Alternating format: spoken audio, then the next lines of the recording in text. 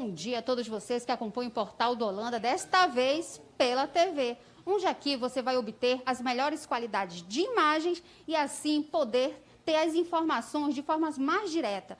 Facebook andava nos bloqueando em algumas imagens, então, para aqueles que gostavam de zoom, simples, TV Portal do Holanda é a solução. Assim, a nossa equipe consegue agora levar a você não somente a imagem, como a informação.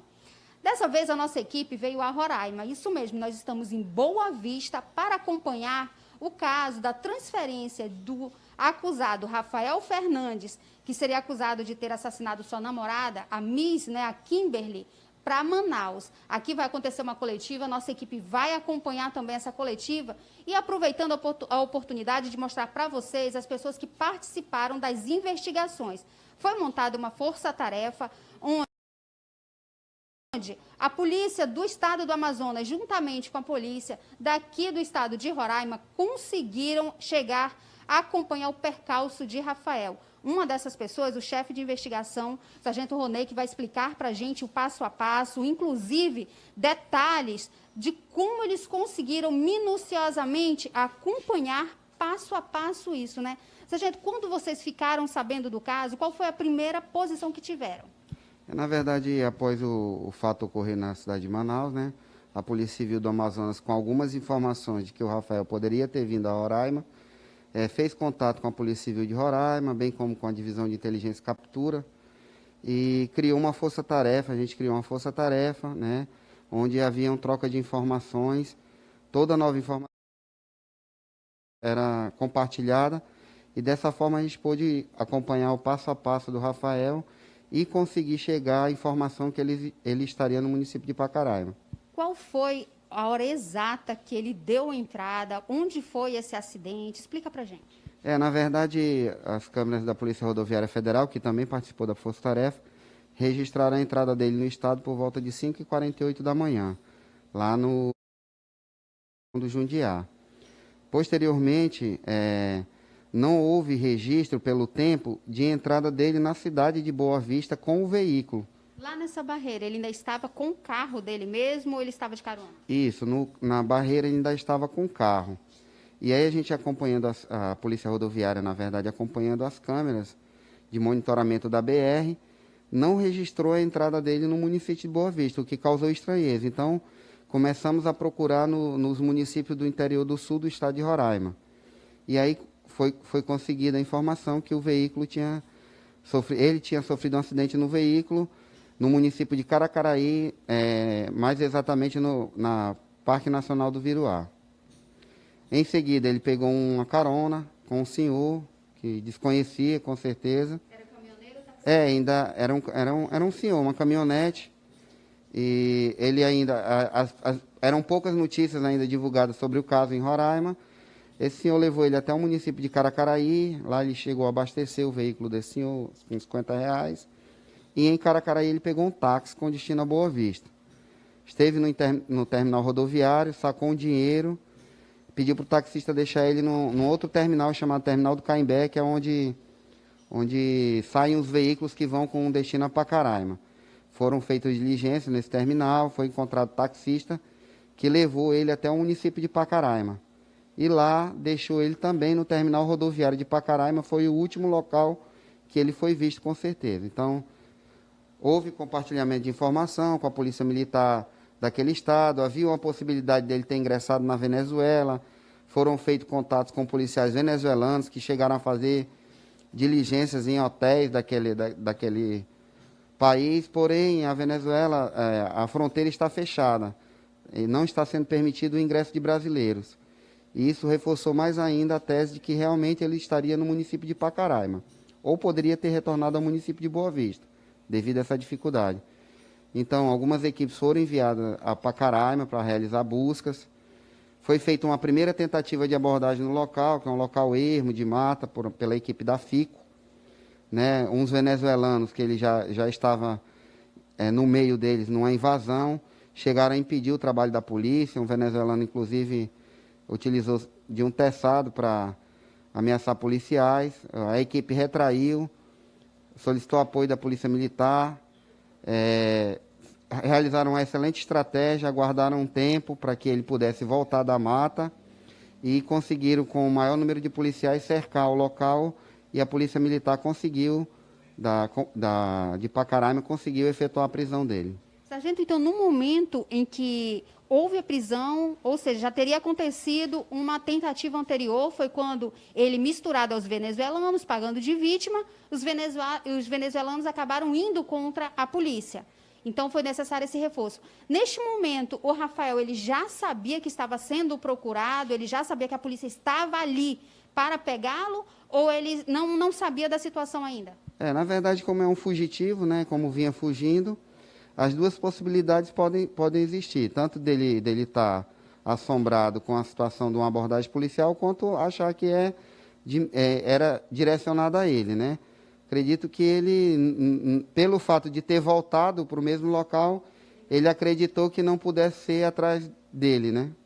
Agora, sargento, no momento em que vocês conseguiram, então, pegá-lo, qual a reação dele? Ele esboçou qualquer tipo de reação, desespero, choro, algo nesse sentido? Na verdade, a Polícia Militar que efetuou a prisão, mas, como eu falei, foi criada uma força-tarefa, eles enviaram todas as informações num grupo que foi criado.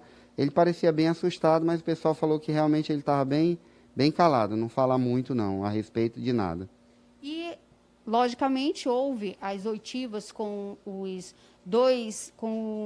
os dois taxistas, né, que acabaram ali fazendo o seu trabalho, não sabendo ainda da ocorrência, obviamente, mas os taxistas, eles chegaram a passar para vocês algum tipo de informação mais precisa, se o Rafael estaria ali com uma mala, se ele estava com dinheiro, a quantia, se no momento de pagar ele chegou a cogitar ali se era mais, se era menos, ou se estaria armado, assustado, algo desse gênero? Não, foi relatado somente por um deles que ele pediu para parar num caixa eletrônico que ele estaria sem dinheiro. Sacou o dinheiro, pagou a corrida, e esse detalhe da mala para a gente também foi importante, não carregava consigo nada, nem mala, nem nada, somente a roupa do corpo.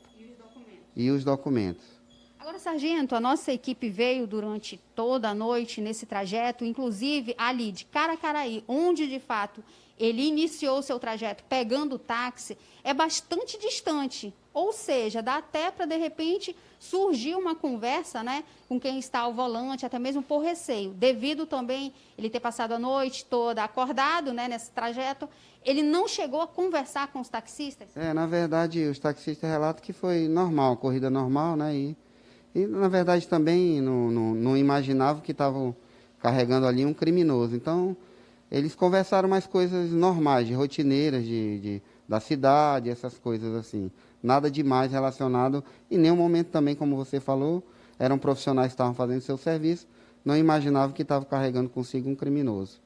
E, sargento, com ele, foi encontrado algo, além dos documentos, no momento da abordagem, já que vocês realmente conseguiram dar o bote, o que continha? Bens, pertences pessoais? Foi encontrado uma quantia de dinheiro, se não me falha a memória aqui, cerca de R$ 600 somente, e nada mais. Ele já tinha conseguido trocar de roupa, de alguma maneira, não sei de que forma, somente isso. Documentos? Eu não me recordo agora, como eu falei, foi outra equipe que a Polícia Militar que efetuou a prisão, eu não sei se esse detalhe realmente eu não me foi repassado, se realmente ele estava ou não portando o documento. Agora, sargento, nós sabemos, né, que aqui a divisão de captura ela é bastante atuante, sabemos que vocês trabalham de forma minuciosa, ou seja, investigativa mesmo. Eu pergunto, numa situação como essa, se o Rafael tivesse conseguido atravessar a fronteira, qual seria a atuação de vocês? Na verdade, a gente tem um contato com a polícia da Venezuela também, e várias outras situações já puderam ser solucionadas com o apoio deles, né? Seria mais uma tentativa, lógico, seria bem mais difícil, né? Porque a polícia do Brasil não poderia atuar na Venezuela, né? Então, aí teria que contar realmente com a colaboração. Mas já essa troca de informações e esse apoio que eles já deram inicialmente para a gente lá, inclusive informando que está difícil a questão de ingresso de brasileiro lá, nos possibilitou acreditar que ele poderia estar indo em Pacaraima. Por esse motivo foram enviadas equipes para lá na tentativa de realizar as buscas. E com êxito, né, final, que foi a prisão dele por parte da Polícia Militar de Pacaraima.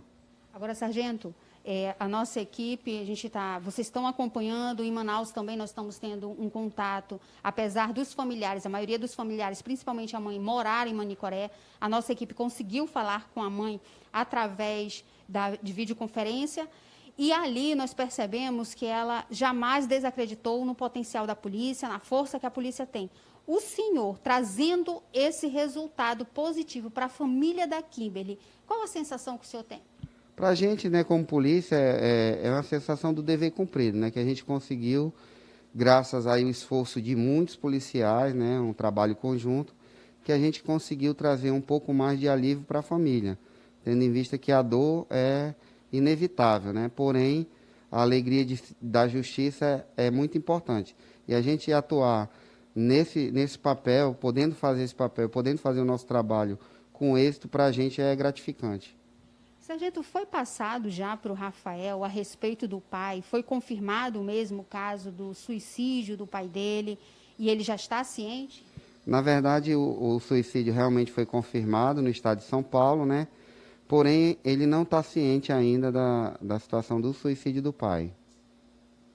Sargento, muito obrigada, parabéns, e principalmente creio que todos os moradores ali do município de Manicoré agora estão aqui exaltando o trabalho não apenas seu, mas de toda a polícia, lembrando que foi uma força-tarefa, gente. Olha, Polícia Federal, Polícia Militar do Estado do Amazonas, tanto do Estado do Amazonas quanto aqui de Roraima, Polícia Civil do Estado do Amazonas e de Roraima, numa força-tarefa onde conseguiram, graças a todo um esforço, pegar aquele que até então está como principal suspeito de ter matado a namorada. Mas, Edila, será que foi ou foi?